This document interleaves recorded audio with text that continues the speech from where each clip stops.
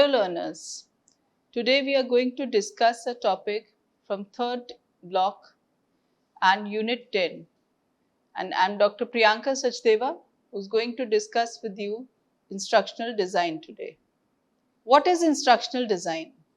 Instructional design is the systematic approach for planning, developing, delivering and evaluating instructional experiences. Essentially, it's the art and science of teaching. It ensures that learning is efficient, effective, and ideally inspiring. This article delves into core principles of instructional design. This particular session, it takes us into the detailed study of instructional design. As the name speaks, instructional, but we need to design it. How do we design our instructions when we go into the field of education? It explores its various models and how it is applied across different contexts. Now, what are the core principles of instructional design? Learner-centered design, clear learning objectives, assessment and evaluation, engaging content, instructional activities and delivery methods. So these are the core principles which we are going to discuss in detail. Learner-centered design. This principle emphasizes understanding the learner's needs, prior knowledge and preferring learning styles.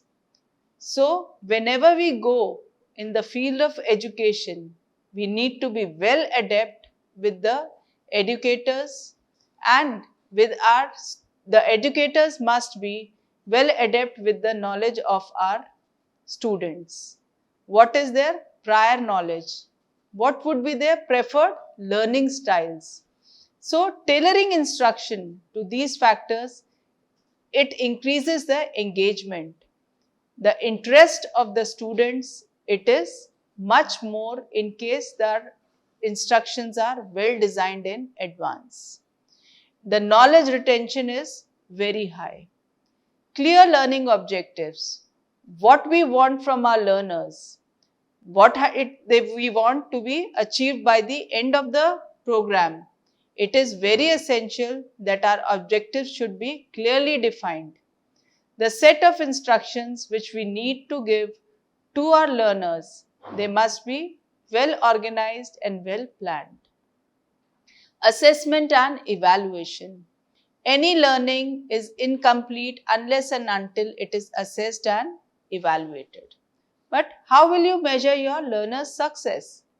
Assessment helps to gauge learning outcomes and identify areas for improvement in the instructional design. Engaging content. The content which we have to teach to our learners, it should keep them very engaged. Information needs to be presented in a way that it captures attention. It promotes active learning and fosters knowledge retention.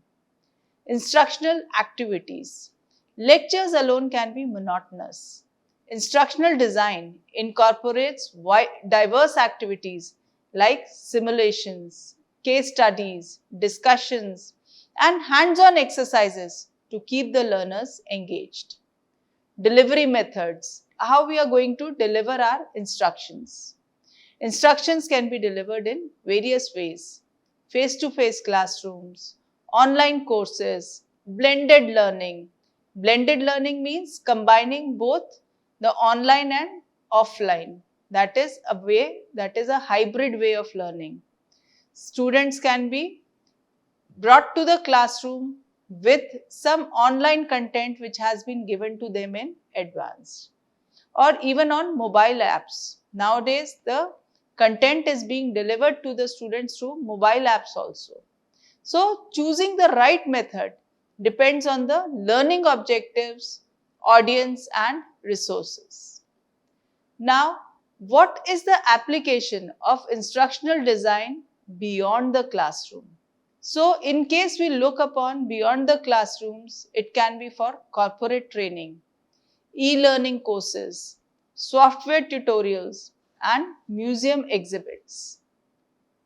For corporate training, organizations they use instructional design to develop training programs for employees, equipping them with the skills and knowledge which is needed for their roles. E-learning courses, which is very prevalent nowadays. Online courses, they leverage instructional design to deliver engaging and interactive learning experiences for a remote audience. The audience which is not close at the center can be contacted and can be well engaged through this medium. Software tutorials. Well-designed tutorials incorporate instructional design principles to guide users through software features and functionalities. Museum exhibits. Interactive exhibits in museums often employ instructional design techniques to present information and engage visitors in the learning process. So when we visit a museum, it is not that the things have been kept just in a row or just have been organized just like that. It is not so. Things are being advanced, the things are well planned so that the learners they come and gain out of it. They learn from the exhibits that are being showed in the museums. Now, what is the future of instructional design? It is for technology integration, micro-learning, learner-centric focus and gamification. So, in case we look into the details, technology integration, which is very important and which is the need of the hour. The use of technology like virtual reality, augmented learning, artificial intelligence, they will further enhance our learning experiences and make them more immersive and personalized. Micro-learning, that is shorter, focused learning modules, they are becoming increasingly popular, catering to learners' limited attention spans and busy schedule. Learner-centric focus, the emphasis on understanding and catering to individual learner needs continue to grow. With personalized learning experiences, it is becoming more prevalent. Gamification, this is yet another field which is taking an uplift in today's scenario. The use of game mechanics and elements will increase to make learning more engaging and interactive. Now, what are the different models of instructional design? So, when we talk about instructional design, models provide a roadmap for developing effective learning experiences. Each model offers a unique framework, outlining specific steps involved in the design process. And here's a breakdown of some widely used instructional design models, which would help us to understand how we can design our instructions so as to make our teaching more effective. We have got an ADDIE model, that is analyze, design, develop, implement, evaluate. Next is Gagne's 9 events of instruction, Dick and Carey model, and SAM model, that is succinct, actionable and measurable. Now, if we talk about ADDIE model, this was developed in 70s, but it is still very popular. So, whatever we are learning in today's generation, in today's world, it is somewhere or the other coming from the ancestors or from the people who are guiding us till now. Now, what was the focus of the ADDIE model? It was comprehensive and it has a very systematic approach. It has different stages, that is, it analyzes. What does it analyze? It analyzes, identifies the learner's needs, environment and the learning objectives. Design. It plans the instructional content, activities and assessments. It develops. It creates the learning material such as presentations, handouts or online modules. Implement. So after delivering the instructions through a chosen methods, we need to implement how we are going to deliver the instructions. Is it classroom? Is it online? And last is evaluate. As the model says, analyze, design, develop, implement and evaluate. So assessing a learner's performance is a very important feature of any model, because through that assessment only we can know whether our model is effective or not, whether the instructions given by us were they effective for the learner or not. Now what is the strength? It is well structured and adaptable and suitable for various learnings. Now, what is the Gagne's event of instruction?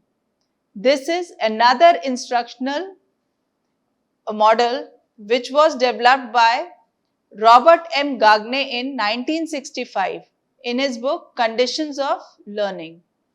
Now, here the instructions he said should be delivered through a series of events which should be arranged sequentially. His focus was on a detailed breakdown of the instructional process.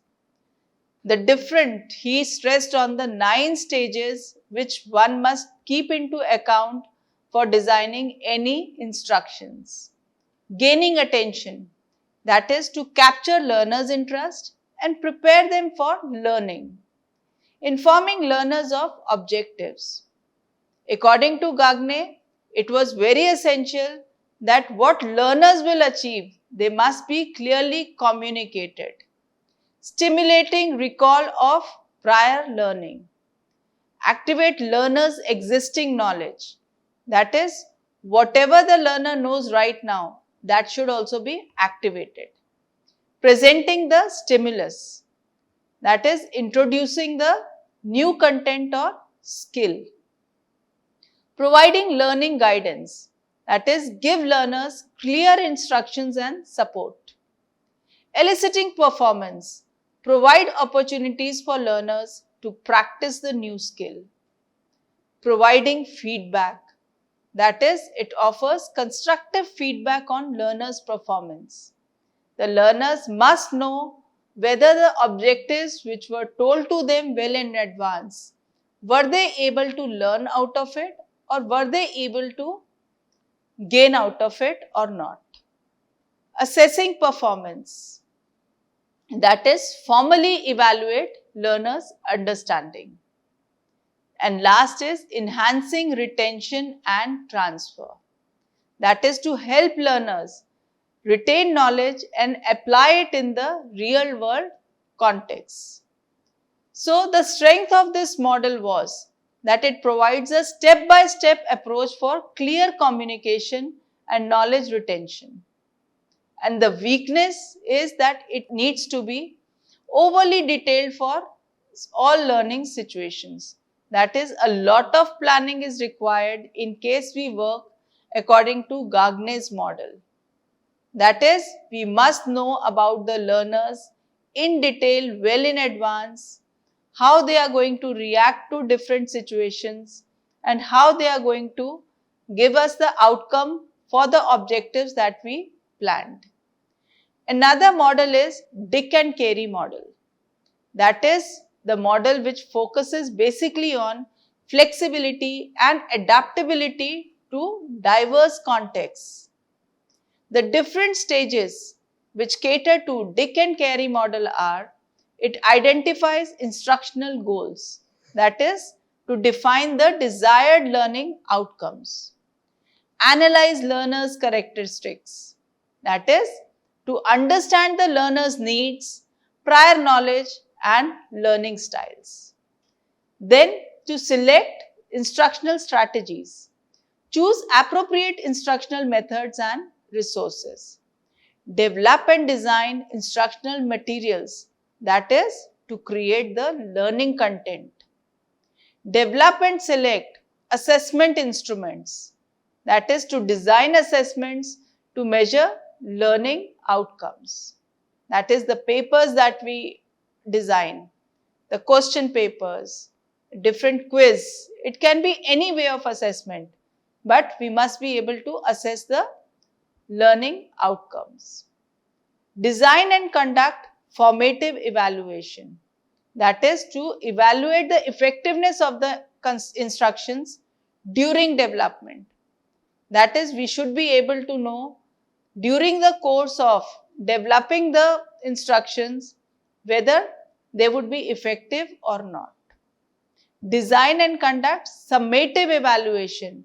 That is, even at the end, after we implement everything, we should be able to assess it. Evaluate the overall effectiveness of the instruction after implementation. Now, what is the strength? It is adaptable to various learning situations and emphasizes the formative evaluation, which is very essential. And what is the weakness? The weakness is again that it requires a very complex and a careful planning so that we do not miss out on any point and our learners should not suffer. Next is the SAM model. SAM model means succinct, actionable and measurable. Succinct is brief. So, it focuses on a streamlined approach with a strong focus on outcomes. A streamlined approach, that is a brief, to the point, marked approach. The different stages are, it is to identify the learners and the context, understand the learner's needs and the learning environment, specify learning objectives, that is clearly define what learners will be able to do, develop assessment methods, that is to design assessments directly linked to the learning objectives, select content, activities and methods and choose appropriate instructional strategies to achieve our objective. The strength of this model is that it is very fast, it is very simple and it focuses on measurable outcomes. Now, another important aspect is the components. What are the key components of instructional design? How can we prepare an instructional design and what are the necessary things which we need to prepare any instructional design? Learning objectives, instructional content, instructional activities, assessment and evaluation, delivery methods, resources and materials, and last is the learner's support. If we look into the learning objectives, the foundation of any effective learning experience is a clear understanding of what learners should be able to achieve by the end of the instruction. These learning objectives should be SMART. SMART refers to specific, measurable, achievable, relevant and time-bound. They act as a roadmap guiding the entire design process, ensuring all activities and assessments are aligned with the desired learning outcomes. Next is instructional content. This is the core information or skill that learners will acquire. Instructional content will be delivered in various formats. We can prepare different formats for it, which can include text, video, audio, simulations, case studies, or also interactive exercises. The chosen format should be appropriate for the learning objectives which can be achieved through it and the target audience. Instructional activities. Lectures are just one piece of puzzle. Instructional design emphasizes engaging and interacting activities that keep learners actively involved in the learning process. These activities can include discussions and group work. They encourage collaboration and exchange of ideas. Case studies and scenarios. That is, they apply theoretical knowledge to the real world situations. Simulations and role playing. that is to provide hand-on practice in a very safe environment.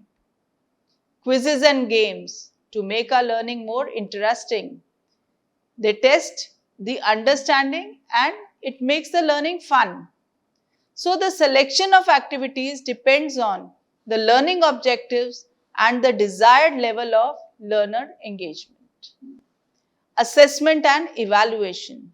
So how do you measure the learner's success? Assessment and evaluation are crucial components of instructional design. They provide insights into whether learners are achieving the learning objectives or not. Assessments can be taken in various forms, as discussed before: quiz, project, it can be portfolios, it can be any way of assessment, but the thing is our objectives must be achieved through it. The data gathered through assessment is used to refine and improve the instruction for future learners. Delivery methods. Now, instructional design is not confined to traditional classrooms.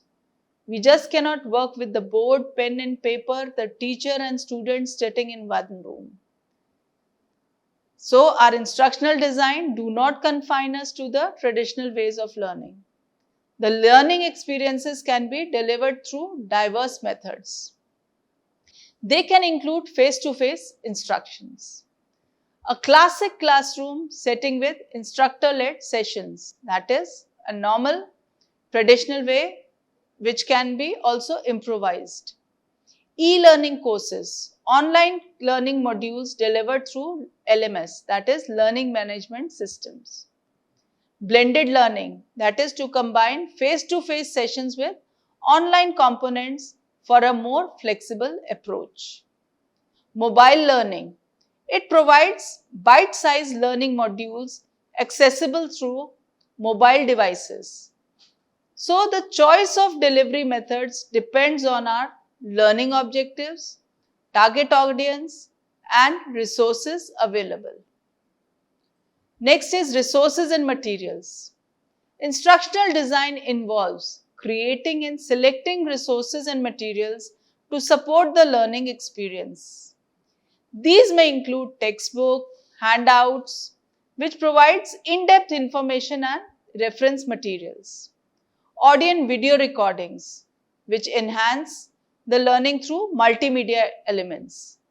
Software and simulations, that is hands-on practice with the real-world scenario. Online resources and websites, which extend learning beyond the classroom. Learner support. Thus, effective learning goes beyond simply delivering content. Instructional design emphasizes providing learners with the support they need to succeed. This can include online forums and communities, which facilitate interaction and peer-to-peer learning. Help desk and technical support, which helps the learners with technical issues so that the learners feel comfortable. Instructor guidance and feedback. It offers guidance and support through the learning journey. Now, I think with these content which has been discussed till now, you should be able to answer these questions. That is, what are the key characteristics of well-defined learning objectives in instructional design? That is, you can link it to the concept of SMART objectives which we studied. How does instructional design ensure the chosen activities and assessments directly align with the learning objectives? Besides lectures, what are some examples of engaging instructional activities that promote active learning? The different aspects of instructional design which we studied. Explain the difference between formative and summative evaluation in instructional design. That is, when we evaluate somebody in the process of teaching and when we evaluate our learner after our instructions are completed. When choosing a delivery method for instruction, that is, for example, face-to-face or e-learning, what factors need to be considered? How can instructional design leverage technology to enhance the learning experience? What is the role of learner support in instructional design and how it can be provided? Compare and contrast the ADDIE and Dick and Carey models of instructional design. This can be replaced with other instructional designs as well. How does the SAM model streamline the instructional design process? In the context of instructional design, why is it important to focus on creating meaningful learning experiences for the learners? I hope you would be able to answer these questions with the matter which we have discussed throughout this session, and you would be finding this session beneficial for you, which would help you in your evaluation further. Thank you so much.